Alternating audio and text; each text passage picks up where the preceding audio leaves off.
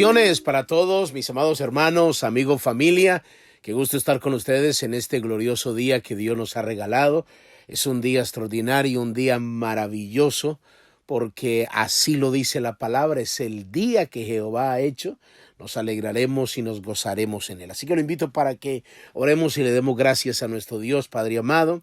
Entregamos este día en tus manos. Estamos declarando, Padre amado, que disfrutamos de esa misericordia que has extendido a diario sobre nosotros. Te damos muchas gracias por el honor y el privilegio que nos concedes de abrir nuestros ojos, de resucitar, como siempre suelo decírtelo, Padre amado, y gracias por enseñarnos que aunque parezca repetitivo el despertar, el acostarnos, el despertar y el acostarnos, no es repetitivo, Señor, porque sabemos que cada día tiene su bendición, que cada día tiene su propio afán, como dice tu palabra, y siempre traes algo nuevo a nuestra vida. Ayúdanos a valorar el privilegio de amanecer vivos y disfrutar de esa misericordia. Te damos muchas gracias. Yo oro y clamo por aquellos que escuchan los devocionales, donde quiera que se encuentren, sean bendecidos ahora en el nombre de Jesús. Amén y amén. Gloria al Señor. Muy bien, mis amados hermanos, continuamos con la enseñanza que Dios ha venido dándonos,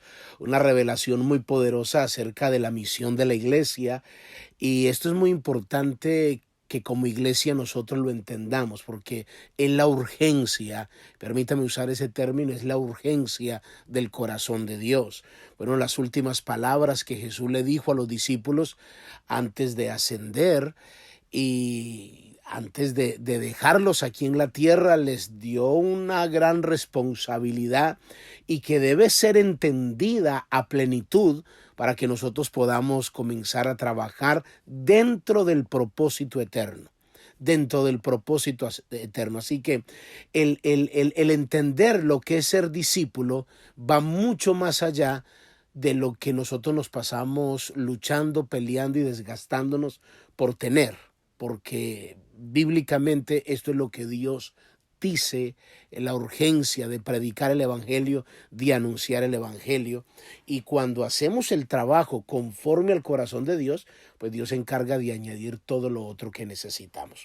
Estuvimos hablando, mis amados hermanos, explicándole los dos términos, lo que era ir y lo que era permanecer, lo que era hacer discípulos, que hablamos y manejamos el término lo que es permanecer. Y solamente quiero repetir para que nos quede claro que lo que les dije en el día de ayer, que el discípulo que entiende su propósito va a poder comprender, valga la redundancia, que su propósito es más fuerte que su propia vida. Cuando usted y yo logramos entender eso, entonces nuestro enfoque debe ser más el reino que en todo lo otro con lo cual nosotros nos desgastamos. Ahora, yo quiero mostrarle por la palabra qué es lo que tenemos que hacer nosotros como discípulos. Ya entendimos la orden de Dios, ir y hacer discípulos. Ahora, ¿qué es lo que tenemos que hacer para comenzar a ser verdaderos discípulos de Jesús? Que nos debe quedar muy claro. ¿Qué es lo que yo tengo que hacer para ser un verdadero discípulo?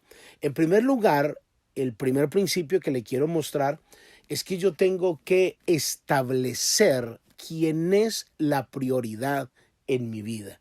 Hasta que tú no logres entender o no logremos entender esto, quién es la prioridad en nuestra vida, pero no simplemente con palabras, porque yo te pregunto a ti, ¿quién es primero en tu vida? Automáticamente algunos contestan con una rapidez, para mí primero es Dios. Pero no simplemente es con palabras, tenemos que demostrarlo como la Biblia dice que debe de ser demostrado. Y eso es lo que voy a mostrarle y enseñarle. Lucas capítulo 14, el libro de Lucas, en el capítulo 14, el versículo 25 y 26, nos enseña con claridad a nosotros cómo establecer quién es la prioridad de nuestra vida, o al menos entenderlo. Dice la Biblia en Lucas 14, versículo 25. Grandes multitudes iban con él, y volviéndose les dijo: si alguno viene a mí y no aborrece a su padre y madre y mujer y hijos y hermanas y hermanos y hermanas, y aún también su propia vida, no puede ser mi discípulo. ¿De qué está hablando este texto? Imagínese, si el texto dice que grandes multitudes iban con él, o sea, Jesús estaba siendo seguido por miles de personas, pero después de que Jesús les aclara qué es lo que tiene que hacer un discípulo, qué es lo que tiene que hacer el que está dispuesto a seguirlo a él, entonces esto parece, yo estoy casi seguro que la mitad o quizás más de la mitad se pudo haber ido. Porque Jesús le dice, si alguno viene a mí, o sea, si alguien me quiere seguir a mí y estar conmigo dentro de la vida del reino y abrazar los principios y abrazar los valores, pero no aborrece a su padre, a su madre, a su mujer, a sus hijos, a sus hermanas, a sus hermanos, es más, y aún también su propia vida, entonces no puede ser mi discípulo.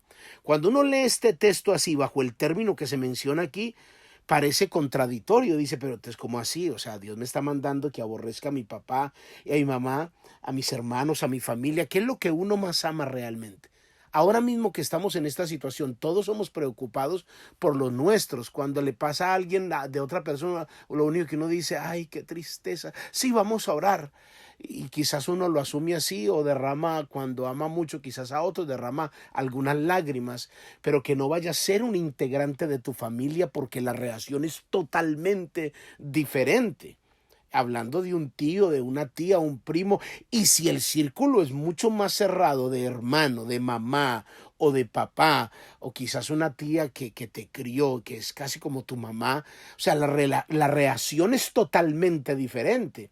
Entonces note que el lazo sanguíneo se hace cada día más, se hace cada día, cuando más cerca está la familia, se hace mucho más fuerte.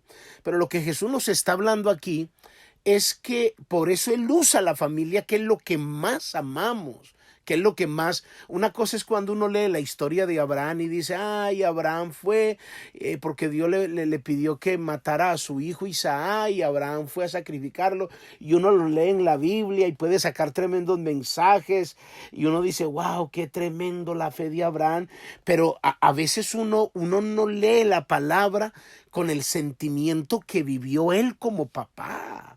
O sea, imagínese la situación de que Dios le pida que mate el hijo para probarle la fe. Y 3 días de camino, ¿qué cosas iba pensando él?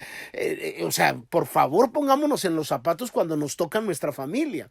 Entonces Jesús toca la familia para que entendamos qué es lo que más amamos, qué es lo que muchas veces colocamos en prioridad cuando usted y yo, de alguna manera, hay gente que dice, no, para mí primero es mi mamá. Otro dice, no, para mí primero es mi papá. Otro dice, no, para mí primero es mi tío porque me educó, porque me enseñó. Otro dice, para mí mi héroe, el primero para mí en mi vida es mi hermano, porque él me ayudó, porque él me acabó de criar, lo que sea, en el orden que usted lo quiera poner.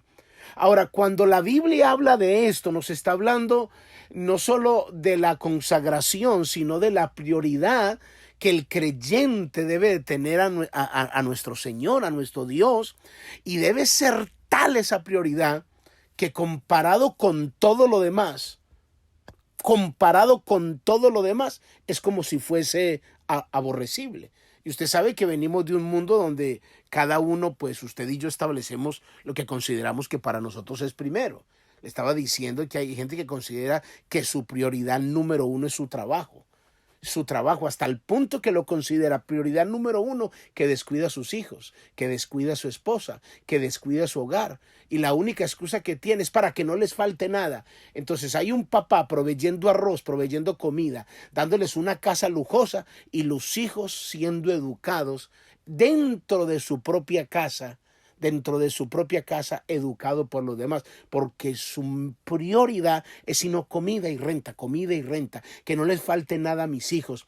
Entonces, aunque en parte lo está haciendo bien, pero no es lo que Dios dio para comenzar a formarlo. Otros dicen, aquí no nos vamos a meter con ninguna religión, nosotros vamos a manejar nuestro hogar a nuestra manera, y aquí no va a haber ninguna religión, yo voy a creer en Dios a mi manera, como yo lo considero. Entonces, note que cada uno comienza a establecer su propia prioridad.